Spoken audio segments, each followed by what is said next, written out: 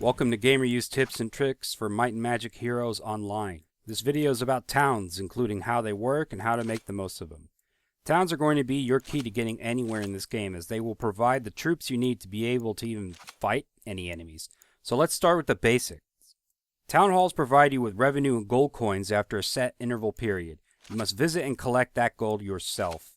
Workers' Hall would, in the same fashion, provide wood, which is needed to build any new buildings in the first place, along with construction permits. To acquire any military units at all, you need to have specialized buildings that create these new troops for you. Also in intervals, to add them into your army, you need to pay gold. And if you have surplus troops, you can always store them in the garrison. But the key to getting the most out of your town is upgrading. Upgrading buildings will cost you more wood, construction permits, as well as new rare resources such as metal. An upgraded building is much more effective. Troop generating buildings allow you to store more in them and crank out more troops per interval. This is especially important for knight characters. Upgraded garrisons let you store more within them. But the most important are the town hall upgrades. But the most important of all, at least at the early game, are town hall upgrades. When you upgrade a town hall, not only will it generate more gold for you, which you will need to finance your armies, it will allow you to fit more buildings into your town. In addition, there are some really awesome buildings out there you can unlock as long as you have a high enough town hall level. Those buildings include ones that will generate new kinds of troops for you, often more powerful troops, like vampires or griffins.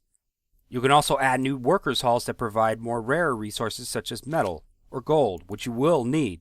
And finally, there's the Builder's Hall, will let you upgrade existing troop generating buildings so that they crank out elite units. Those include things like Blazing Glories and Archliches, which are among the best units in the game. So, if you are new to the game and are wondering, is there an easier explanation for all this? Like, what do I do? Then it's simple. First of all, in my opinion, I would forget the garrisons. They aren't needed early in the game, not until near the end game when you're on high-level quests and doing raids and heroic battles frequently, and you have a lot of surplus of troops. In addition, I don't believe you can get your construction permits back when you upgrade them. More on this later.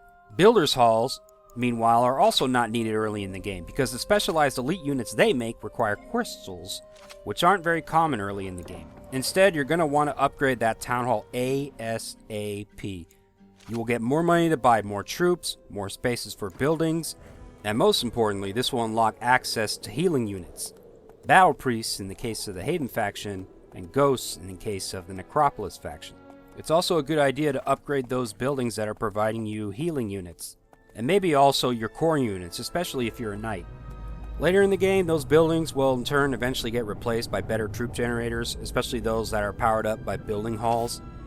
And this also goes for Workers' Hall wood. Later in the game, possibly even early enough, you'll be drowning in wood from various quests and forgotten sites and won't need it as much. So, the point is, be prepared to demolish these buildings when they're no longer needed to get back your construction permits. Speaking of which, if you are wondering, are construction permits gone for good when I use them? The answer is no. Not necessarily. So don't worry too much if you screwed up early in the game. By clicking on the pickaxe-like icon in the upper left of the building page, that building will be demolished and you will get back the permits you spent. However, I don't believe this works for garrisons or town halls, so be careful upgrading them.